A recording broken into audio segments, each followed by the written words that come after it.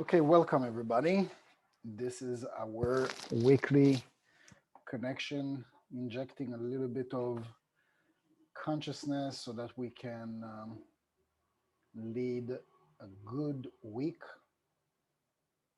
so that we can make better choices. And when we confront challenges, maybe we'll remember some of the stuff that we've learned and it would help us how to cope better because strangely enough, every time that we study from the portion, it deals somewhat with the challenges that we go through. So let's see if this one is just going to be another one to the list. ודבר השם אל משה לאמור, אישה כי תזריע וילדה זכר וגומר, רבי אלעזר פתח, על משכבה בלילות, בקשתי את שאהבה נפשי וגומר. שואל אומר, על משכבה ומשכבה היה צריך לומר, מהו על משכבה ומשיב, אל הכנסת ישראל, אמרה לפני הקודשה בריחו, ובקשה ממנו על הגלות, משום שהיא יושבת בין שאר העמים עם בניה, ושוכבת לעפר, ועל שהיא שוכבת בארץ אחרת הטמאה אמרה, על משכבה אני מבקש, אני שוכבת בגלות, והגלות מכוונת לילות, ועל כן בקשתי את שאהבה נפשי שהוציאני ממנה. Okay, so I just read from the Rav Ashlag, translating, interpreting the Zohar. Now we're going to read from the English. And so it says, and Hashem spoke to Moses saying, speak to the children of Israel, saying, if a woman has conceived a seed and born a man-child. So that's the literal text. Rabbi Elazar opened with, by night, on my bed, I saw him who my soul loves. He asks, it says, on my bed, while it should have said, in my bed. Why on my bed? And he answers, the congregation of Israel spoke before the Holy One, blessed be he, and beseeched him concerning the exile, because she is sitting amongst the other nations with her children, and lying in the dust. And since she is lying in another defiled land, she said, on my bed, I beseech, since I am lying in exile, and exile is called the nights. Therefore, I sought him whom my soul loves, so take me out of it. ביקשתי ולא מצאתי דלה ארחה להזדווגה בי אלא בהיכלה. קראתיו ולא ענני דהה בני אמין אחרנין. יתבנה וכללה שמעני אלא בנוי דכתיב השמם על כל אלוקים וגומם. Okay, so what did we get this far? Anybody?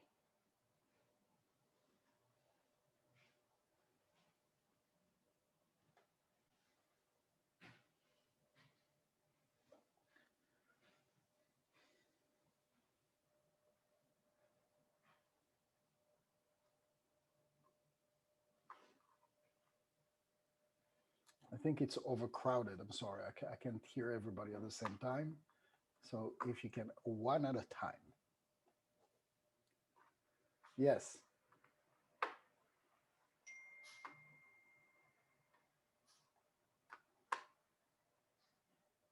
Okay.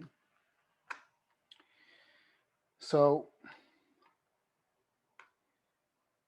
when it refers again in the discussion, Knesset Israel, אמרה קמי קודשה בריחו.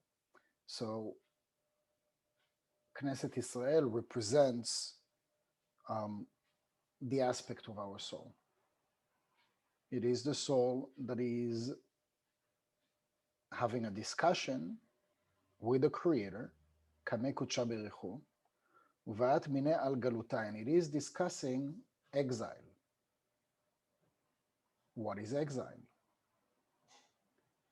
And so we're not talking about the exile, the literal aspect of exile that the Israelites um, experienced many thousand years ago, but we're talking about the exile of the soul. And so when we study from the ancient text, especially from the Ravashlag, we learn that what we do on this earth is what we call the tikkun olam. It is the correction of the world, it is the correction of the soul. And so other philosophies, spiritual um, inspirations would call this maybe karma, right? So this is what the soul comes, reincarnates in this world to do in this world. It comes to work. That's why we call this spiritual work. And so the moment that we realize that, we understand that life isn't supposed to be, you know, um, an easy road where everything is simple, where everything is clear, um, and where everything falls into place. In that discussion, when there is the concept of exile from the perspective of the soul says, I'm in exile. So imagine it's like, you know, like if I'm trying to like to grasp maybe an idea that's relevant to today's news, Prince Harry kind of like exiled himself from home. So he can go because, you know, because it's the funeral, but he's not exactly welcome, right? Like there was like an article that he cannot even stay in his residence. Why? Because they gave it to another like pair of guests or whatever. But imagine, you know, like we can experience this idea of exile in so many layers. So the deepest layer, it's the soul that is in exile, exile from being home. What is the home? What is the calling of home for the soul? It's to be in a oneness with the light force of the Creator. It is where we all come from. We all come from what we call the Or Ein Sof, the endless light. And from that endless light, that infinite light, you know, without again going into all the teachings of the Rav Ashlag, the Teleminus Emanation study and everything, um, a process was created for the soul. It is the soul as a vessel, as an entity, as an independent being that requested to be like the light. And so, you know, the light force of the Creator, like a good parent that wants to please the child, fine, you want to do it on your own, even if the light force of the Creator knows that we're going to fall, we're going to stumble, we're going to make mistakes. But the vessel, the child, is requesting to walk by himself, herself, without help. So if you have, or if you've had, or seen, you know, small children when they are adamant about using their spoon and they don't want any help, it doesn't matter if like they spill all over, they do not want the help of the parent. And so that um, episode that took place between the light force and the endless light and the vessel, which was created to fulfill the nature of the light, which is to purely give. And so, because the light is giving, a vessel had to be created to fulfill the nature of the light, which is to give. And so, the nature of the vessel was to endlessly receive. But as the light created that entity, that receiving thing that we call the vessel, that we call kli in Hebrew, it didn't just create, you know, like this cup of coffee that I have here in my hand. Like if I'm holding that cup now with the coffee is warm. So I didn't just create the vessel, I also gave it a property of warmth, of love, of compassion, of sharing, of giving, of wanting to do things better.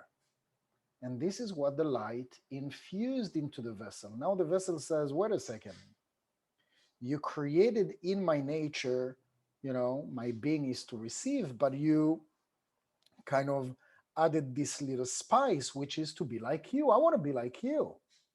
You injected in me the desire the desire to share. Now I want to share. The problem is that there is nobody to share, and now this little spoiled child is saying, "No, I don't want to receive. I don't want your help. I want to be like you. I want to be my own creator. I want to make my own decisions. I don't need your help." So the light force of the creator created this universe to allow, to enable the vessel to do what it set itself to do, to accomplish, to be like the light. But by doing so, it took the exit door. What did Harry and Meghan, without going into the political right or wrong of what they've done, what is it that they're accomplishing? They want to be independent. They want to be independent. Doesn't matter like the whole drama and the whole thing. Maybe like 20, 30 years from now, everything is, just going to cool down and everybody's going to remember it as just like one paragraph in history. The vessel wants to be like the light. And we're not going to see this just, with royalty. We're going to see this with children. We're going to see this with animals. We're going to see this between friends and between neighbors. You see this actually 100 times a day, where at times you're the light and at times you're the vessel. There are times that you're seeking to, for independency and for self-sufficiency, and there are times that you're seeking to receive from the light, and there are times that you're seeking to help others without receiving anything in return. We have created this reality. We have created this universe with all the greatness and all the beauty and with all the worse and all the bad, and we have created all of it. Why? Because the vessel said, I don't want this to go easy on me. I want to feel like I've earned it. But in that process, the light is not very clear. It is not to be found. It is not transparent. It is concealed. And as long as we are in that state of concealment, that is the state of exile. The soul is in exile from its own doing. It is in exile. Now, I hear these stories 100 times a day, or reading articles, or looking at the news, watching news, listening to the news, listening to friends or to students. We see this all the time. Like I've seen it like like an article that was written, this young man, the father really wanted his son to take over the family business that has been, out there for over 100 years. I mean, the son could just come and work for his father and, be like in the prime position, and just because he is the son, right? But the father, maybe because he studied Kabbalah and he knows about bread of shame, or maybe it is, innate in their family. God knows. Sometimes it is just innate in some cultures, in some families, because they just believe that nothing comes for free. You need to earn it, and this is how things last in the long run. And so he pushed his son, you don't have a position right now. You have to go out there to do a similar job. And once you have climbed the ladder by yourself, you need to make yourself desirable for our company to hire you. And now, after about 5 or 6 years, his son got to that position. He is like the sales director of whatever, like a big company in the same field. And his father offered him the position, and he agreed. But you know what? They were in that space that the son, he wasn't troubled, he wasn't aggravated that his father inspired him to go work for another company. He found the job by himself, he climbed the ladder by himself.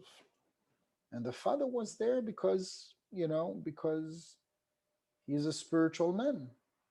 But what about all the people out there that don't understand bread of shame, that would give the position to their child because it is their DNA, so they want to give everything, even though they didn't earn it.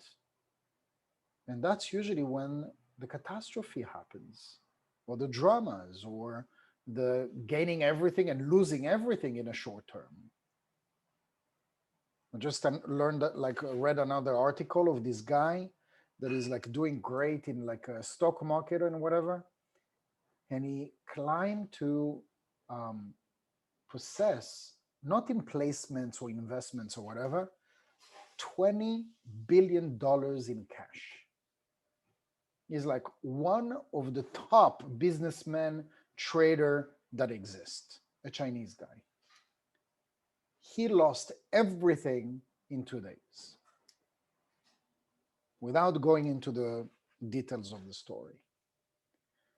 When we don't earn our basis, our foundation, the foundation, if it isn't strong energetically and spiritually and whatnot, it will not sustain anything that is going to come and try to rest on our vessel if we didn't build the backbone for it.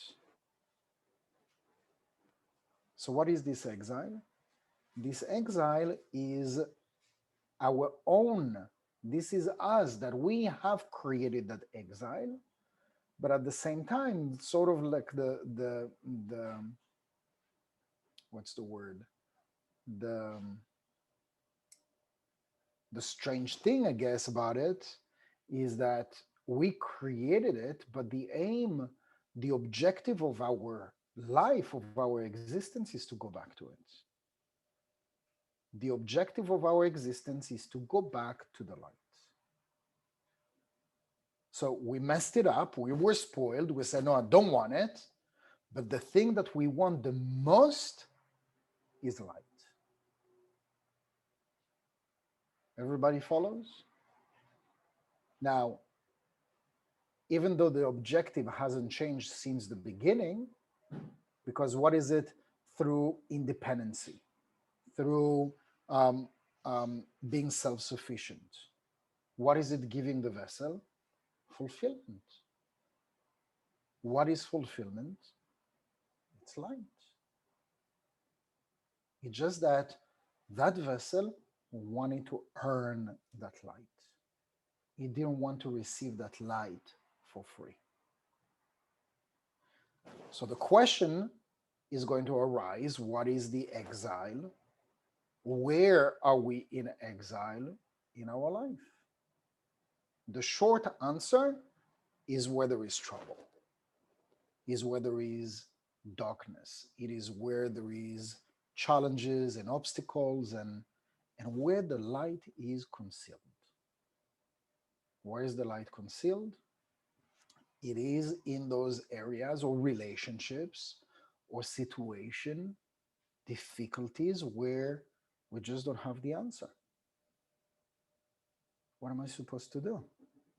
I tried A, I tried B, I tried Z, and it still doesn't work. It's been like 20 years I'm trying to overcome that. Or you have your best friend that you've had for over 25 years over something that seems to be like so unimportant, betrayed you. Betrayed your trust, betrayed whatever, like spoke behind your back. And you cannot fathom, you cannot realistically put the finger on why did this person do something like that. You would never do something like that to that other person. It is in those moments that we really have like a huge question mark. Those are the moments that the light is concealed. We don't have the answer. And it is distressing us. It is aggravating us. It is upsetting us. It is creating pain of some sort. Those are the moments that we are in exile. Now, we are not in exile because the light wants us to experience the space and the void. We're experiencing those moments because the universe, the light, knows your rules, knows that you don't want to receive this fulfillment for free, but you didn't say anything about stop giving me opportunities to earn. And so the light is going to shoot at us as much as we can handle. As much as we can handle, countless of opportunities to rise up to the occasion, to be the better version of ourselves, to be optimistic and positive and forgiving and accepting. And this is how gradually, layer after layer, we're rising up to be closer to the light. We're rising up to remove those layers of exile. Exile is a layer of concealment. Exile is what? It's a layer of concealment. This layer of concealment can begin with a moment of confusion, a moment of distress, a moment of doubt that you eventually quickly overcome. But this layer can also be very thick, can also be lifetimes, coming again and again and again. And it's been not just lifetimes, generations that we pass it on from one parent to another, from a parent to a child. So we don't just have like our own tikkun. It says clearly that if there is like a series of tikkun that you have, it is very possible that you are passing on. Your child is going to inherit that tikkun that you didn't overcome. So that gives us, like double, triple, 100 times more incentives and motivation, because if you're not going to overcome it, it's going to be on your child. So your children do not just inherit the good things, right? So if you're very intuitive or a little bit psychic, right? Like it passes on from one generation to another, isn't it? You've heard that before. Or you're psychic, or who from your parents was psychic, right? Like it's like almost common sense. It's part of things that we even like openly discuss. And if there is like money, like inheritance, you're going to pass it on minus the taxes, but you're going to pass it on. But why only the good things? You don't just pass on the good things. So strangely enough, if there is like deeply anchored in the bones, an emotional or a spiritual challenge, tikkun, karma, that is something that passes on from one generation to another. And so this is why we've heard and we've learned several times, about the naming, why we need to be careful about naming our children. I just encountered like one couple asking the name of the kids, and he tells me, oh yeah, my son is named after my father, and the same as all his cousins. So all his cousins are named after the grandfather. By the way, there are cultures where it's like very common to do that, right? Now, what happens if that person died from suicide, was miserable, and was dealing with depression and dealing with addictions? So many times the tradition or the culture takes over anything else, even if you don't want to remember this aspect of that person. When you're naming something, somebody after something or somebody, you carry that energy. It carries the energy. And there are countless of stories like that where, a child that was named after, like a lost brother, uncle, grandfather, whatnot, was dealing with the same issues. So this is one aspect, and then the aspect of like passing on the tikkun, like we are like there are so many things that they're just not teaching us in school. And so going back to this idea of exile, so when we hear any other time going forward, when we hear in the Torah, in the Bible, in the Zohar, we hear about the word exile, we understand what exile means. Exile is not literally in the books, the exile is in my life. It is how my soul experiences that void, that space and separation from the light force of the Creator, and it is so strikingly, vividly, and thirsty for that light, for that endless light, and going back to it is the only goal. And we're trying the best that we can with whatever tools have been given to us.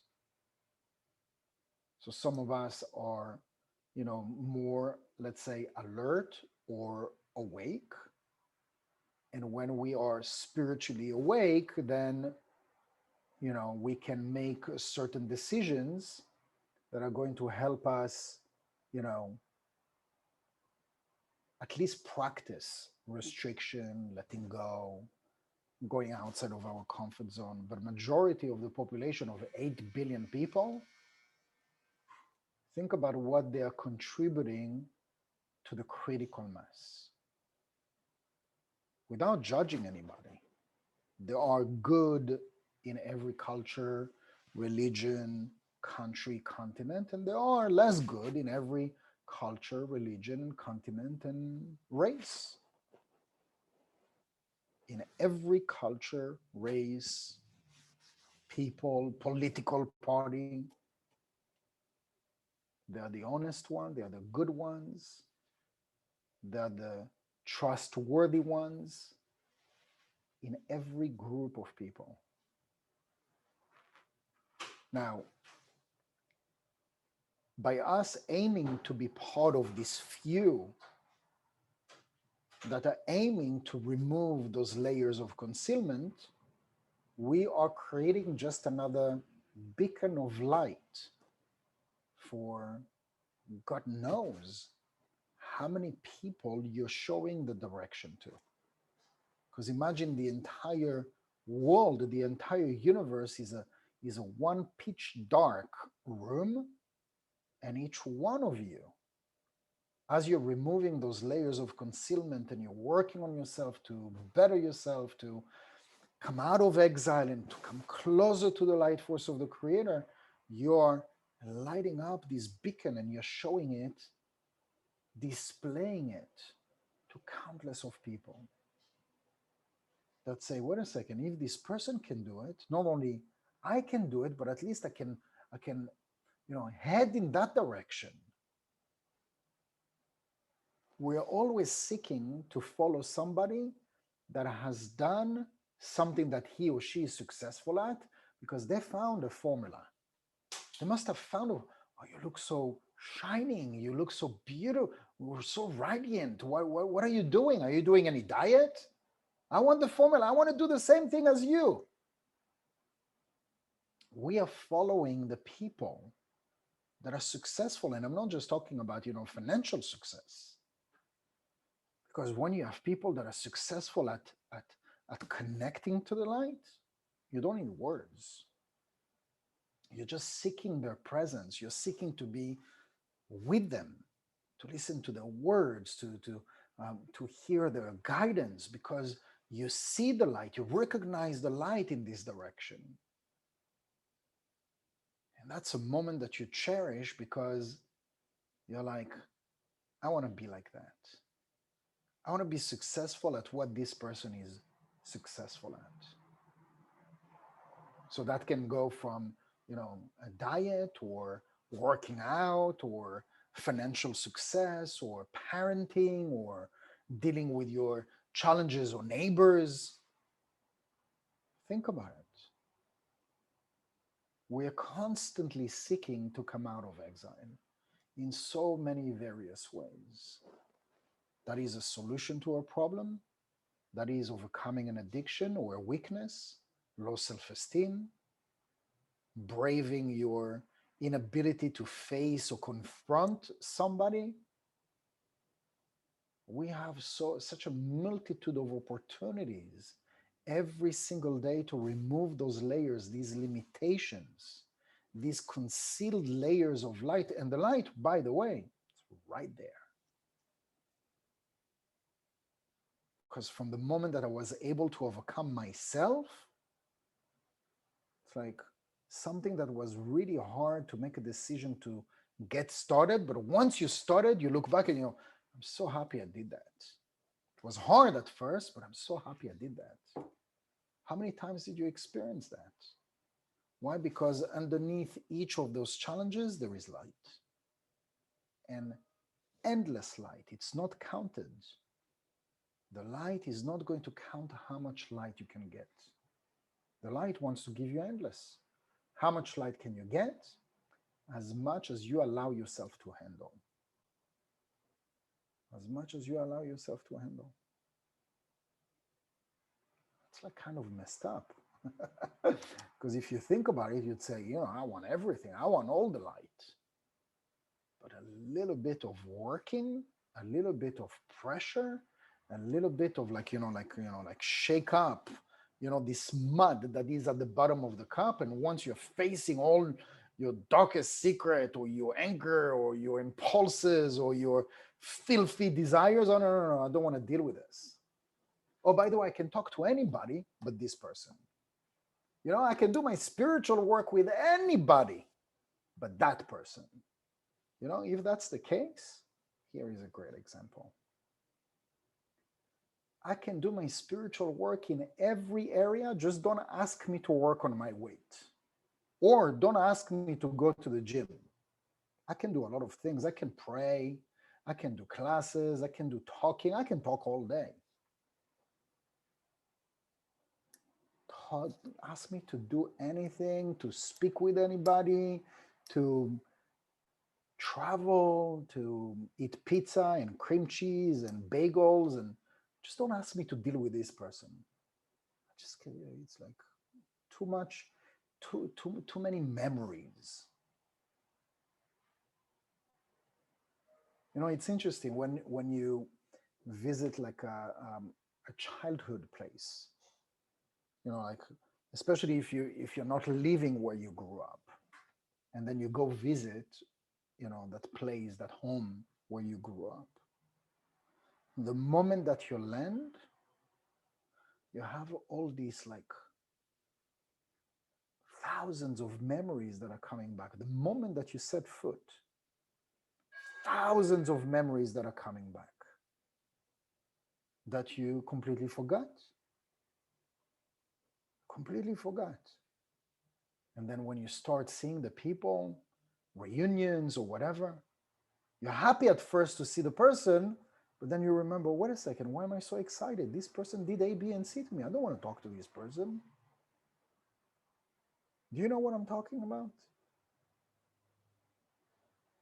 So as we speak about exile, we are seeking to get out of exile. We're not seeking to be stuck in exile.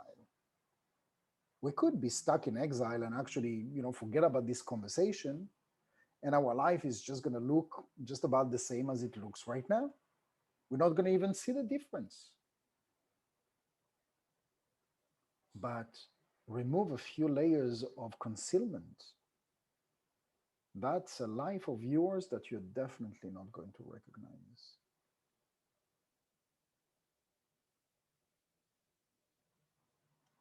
Anyways, here you have it.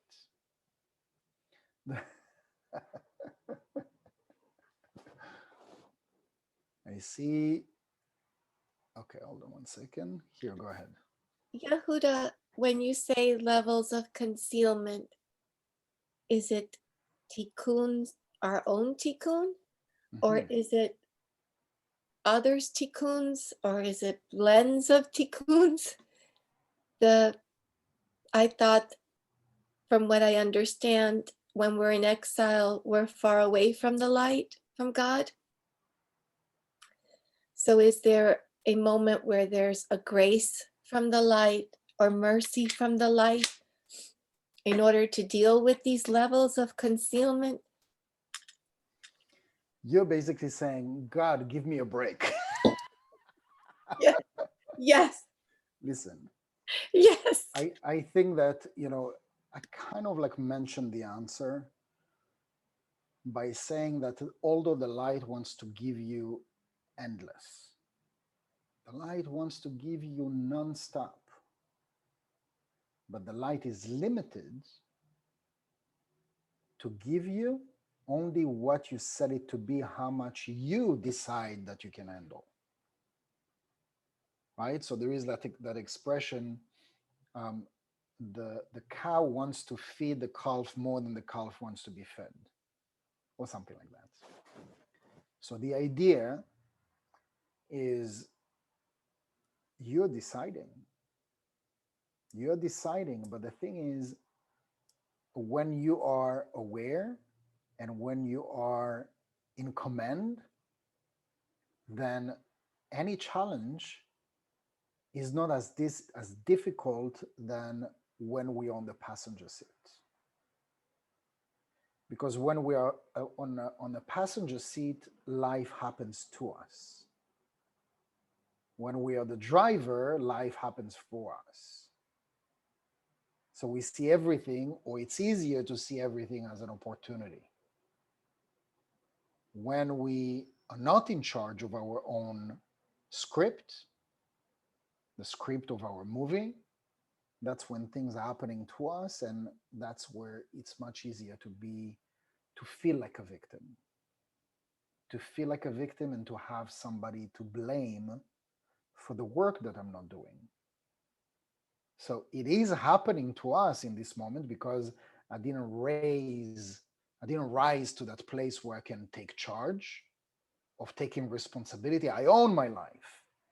Even all these opportunities and all these challenges and all those people that are pushing my buttons, it is my soul that has decided to come to this place to leave them, to leave those situations, so that whatever I carry, whatever I came to correct, by the way, not only for myself, very often spiritual people that have a potential to be beacons, they don't leave their challenges for themselves. They leave their challenges also for the people.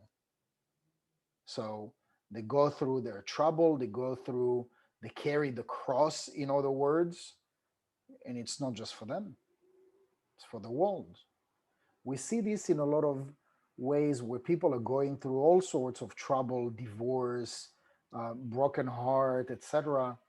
And somehow the universe put this on a silver platter for them so that they can um, relate, so that they can relate to the countless of people that they're meant to help. They would have never been able to help tens of thousands, millions of women if this woman that I know in particular wouldn't have gone through child abuse.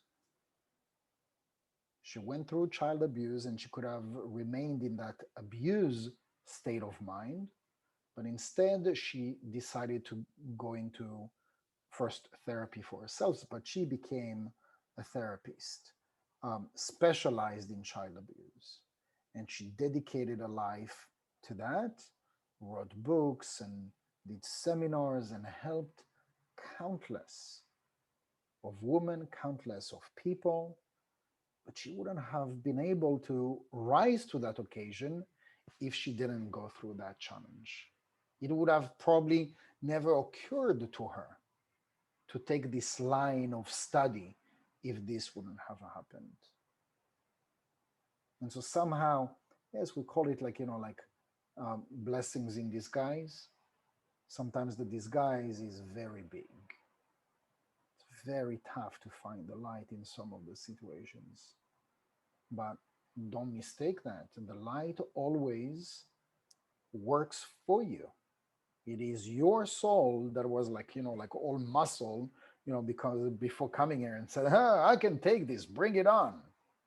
It's just that when we come here, we are made to forget as to not make it too easy for us, which is another rule that is made by us. So that we can not only face the challenge, but earn the light that is right underneath. So anybody that is out there to get you, or to push you buttons, or to aggravate you, there is a lesson to be served for you. And at the end of the day, imagine those people as just another soul, because they have a soul, right? That's the least that we can accept or, embrace. They breathe, they must have a soul. It might be buried really, really, really deep, but they still have a soul. And so imagine when a person is born in this cycle of life and is taking the path of hurting other people. What kind of a torture must that be for that soul to witness that? And each and every single one of us volunteer to come and to afflict this on our soul. So don't look at this person, or attempt not to look at this person or that person as somebody who is going to aggravate you. You should feel bad for that soul. But this soul has to get spoiled in such a way so that it has that mission to serve you that lesson. It volunteered to serve you that lesson so that you can grow. So in the moment that we suffer, that we're in pain, we don't see this as anything beneficial. But once we're past, we look back and we're like, thanks God that I went through this, even if this person was A, B, and C, all sorts of names. I'm thankful that I went through this, because I wouldn't be where I am today. So maybe right now you're still in the midst of it, so it's hard to see in the moment of concealment, but this is why this consciousness is given to us, has been given to us for thousands of years, so that we can rise and so that we can remove those concealed layers. And hopefully a little bit of the knowledge that we heard today is going to make it a little bit easier for us. Thank you. You're welcome. Okay. Thank you very much, everybody. It was nice to see all of you. And I'll see you again next week. Amazing class. Thank you so much. You're very welcome. Thank you. You're very welcome. Thanks, Yehuda. Thank you.